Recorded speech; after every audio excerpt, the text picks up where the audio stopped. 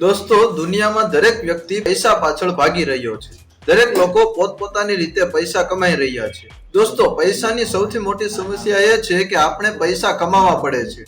આપણે પૈસા છાપી નથી શકતા અને જો કોઈ એવું કરે તો તેમને જેલની સજા ભોગવવી પડે છે. પરંતુ શું તમે ક્યારેય વિચાર્યું છે કે આખરે પૈસા કઈ રીતે બને છે? પૈસા છાપવા માટે કયા પ્રકારના પેપરનો ઉપયોગ કરવામાં આવે છે, કઈ ઇંકનો ઉપયોગ કરવામાં આવે છે અને તેની પ્રિન્ટ કઈ રીતે થાય છે? જો તમારા મનમાં પણ આવા સવાલ થઈ રહ્યા હોય તો તમને આ વિડીયોમાં બધા જ જવાબ મળી જશે. દોસ્તો, ભારતમાં 20, 50, 100, 500 અને 2000ની કડકડતી નોટ જોવા મળે છે, જે છાપવા પાછળ એક લાંબી પ્રોસેસ હોય છે. ભારતમાં ચલણ માટે રૂપિયા શબ્દ વપરાય છે. એવું કહેવામાં આવે છે કે એક સમયે દિલ્હીમાં રાજ કરતા શાસક શેરશાહ સૂરીએ રૂપિયો શબ્દ આપ્યો હતો. આ સાથે જ આપણા દેશમાં પહેલી વોટરમાર્ક વાળી નોટ વર્ષ 1861માં છાપવામાં આવી હતી. તમને જણાવી દઈએ કે જે નોટ ભારતમાં બને છે તેને છાપવા માટે વિદેશમાંથી કાગળ મંગાવવામાં આવે છે, કારણ કે નોટ બનાવવા માટે એક ખાસ પ્રકારના કાગળનો ઉપયોગ કરવામાં આવે છે, જે મુખ્યત્વે ભારતમાં બનતો નથી. દોસ્તો, હાલમાં ભારતમાં નોટ છાપવાનો અધિકાર રિઝર્વ બેંક ઓફ ઇન્ડિયા એટલે કે આરબીઆઈ પાસે છે. જો સરળ ભાષામાં કહેવામાં આવે તો આરબીઆઈ દરેક બેંકોને સૂચના આપવાનું કાર્ય કરે છે. આ સાથે જ તેને બેંક ઓફ બેંક્સ પણ કહેવામાં આવે છે.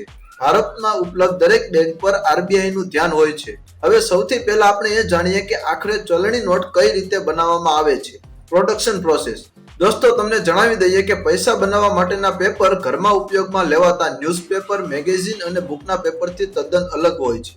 પૈસા બનાવવા માટે ઉપયોગમાં લેવાતા પેપરમાં 75% કપાસ એટલે કે કોટન અને 25% લિનનનો ઉપયોગ કરવામાં આવે છે. કોટન અને લિનનને ખૂબ મોટા જથ્થામાં પૈસા બનાવવા માટેની ફેક્ટરીમાં લાવવામાં આવે છે. અહીંયા એક મોટા મશીન દ્વારા બંનેને સારી રીતે મિક્સ કરવામાં આવે છે. થોડા સમય બાદ તેમાંથી પાણી અલગ કરીને સુકાઈ ગયેલા મિશ્રણને બીજા મશીનમાં નાખવામાં આવે છે, જ્યાં તેના મોટા મોટા અને પતલા પતલા પેપર બને છે. The design stage.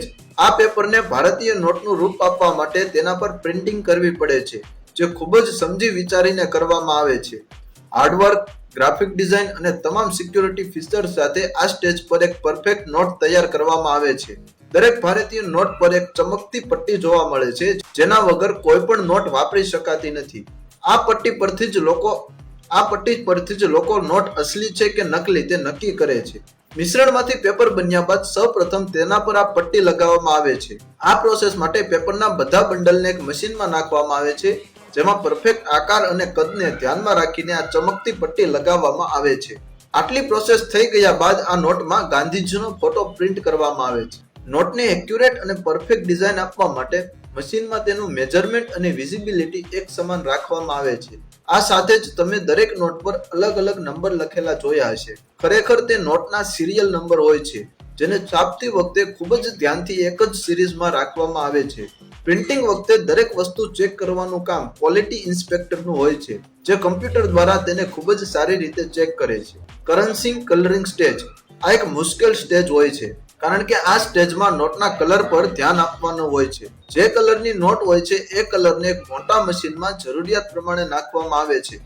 નોટનો કલર જથ્થા ઉપર આધાર રાખે છે, એટલા માટે જરૂરિયાત પ્રમાણે કલર હોવો ખૂબ જ જરૂરી છે. જો કલરનું પ્રમાણ થોડું વધારે કે ઓછું થઈ જાય તો તેના પેપર ખરાબ થઈ શકે છે. હવે કલર થઈ ગયા બાદ તૈયાર થયેલ નોટ મશીનમાંથી એક સાથે બહાર આવે છે, જે જોવામાં લગભગ તૈયાર થઈ ગયું હોય એવું લાગે છે, પરંતુ હજુ પણ તેમાં ઘણી બધી વસ્તુઓ બાકી હોય છે. ફિનિશિંગ અને ચેકિંગ. નોટ પર કલર થઈ ગયા બાદ હવે તેના પર લખેલી સંખ્યાને ચમકતી સ્પાર્કલ જેવી વસ્તુથી મશીન દ્વારા હાઇલાઇટ કરવામાં આવે છે. જેવી રીતે 500 અને 2000ની નોટ ઉપર લીલા ચમકતા કલરથી રકમ લખેલી હોય છે, તેવી જ રીતે આ મશીનમાં એક અંક પર સાઇન કરવામાં આવે છે.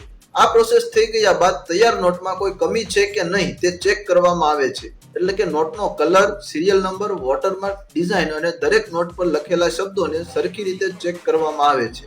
આ દરમિયાન જે નોટ ખરાબ હોય છે અથવા જે નોટમાં કોઈ કમી હોય છે તેને એક બાજુ મૂકી દેવામાં આવે છે અને બાકીની નોટને આગળની પ્રોસેસ માટે મશીનમાં નાખવામાં આવે છે. કટિંગ. ચેકિંગ કર્યા બાદ મશીનની મદદથી બધી નોટને ખૂબ જ ધ્યાનથી સરખા કદ અને આકારમાં કટિંગ કરવામાં આવે છે. બધી શીટ સરખી રાખીને કાપવી ખૂબ જ જરૂરી છે. કાપવા સિવાય આ નોટને સરખી રીતે પ્રેસ પણ કરવામાં આવે છે, જેનાથી તે એકદમ કડક બની જાય છે. પેકેજિંગ. બધી નોટના કટિંગ બાદ તેને ટ્રાન્સપરન્ટ પેપરમાં વીંટીને બંધ કરવામાં આવે છે, જેથી નોટની હેરફેર કરતી વખતે તે સુરક્ષિત રહે. તૈયાર નોટને ક્વોન્ટિટી અનુસાર અલગ અલગ બોક્સમાં પેક કરવામાં આવે છે. ત્યારબાદ તેને બેંકમાં સુરક્ષિત રીતે પહોંચાડવામાં આવે છે, જ્યાંથી તે આપણી પાસે આવે છે. તમને જણાવી દઈએ કે દેશમાં 4 બેંક નોટ પ્રેસ અને 1 પેપર મિલ છે. નોટ પ્રેસ મધ્યપ્રદેશના દેવાસ, નાસિક, સરકોની અને મૈસૂરમાં છે, જેમાં 2000ની નોટ મૈસૂરમાં છપાય છે. તમને જણાવી દઈએ કે માત્ર દેવાસની નોટ પ્રેસમાં જ 265 કરોડની નોટ છપાય છે. આ સાથે જ દેવાસમાં તૈયાર થતી ઇંકનો ઉપયોગ નોટ બનાવવા માટે કરવામાં આવે છે, જેમાં 20, 50, 100 અને 500 રૂપિયાની નોટનો સમાવેશ થાય છે. મધ્યપ્રદેશના હોશંગાબાદમાં સિક્યોરિટી પેપર મિલ છે. આ સાથે જ નોટનું પ્રોડક્શન મહારાષ્ટ્રના કરન્સી નોટ પ્રેસ CNP માં થાય છે. નોટ છાપવા માટે પેપર હોશંગાબાદ, CNP અને વિદેશથી આવે છે. તો દોસ્તો, જોયું તમે આખરે એક નોટ બનાવવા પાછળ કેટલી મહેનત અને મશીનરી વપરાય છે.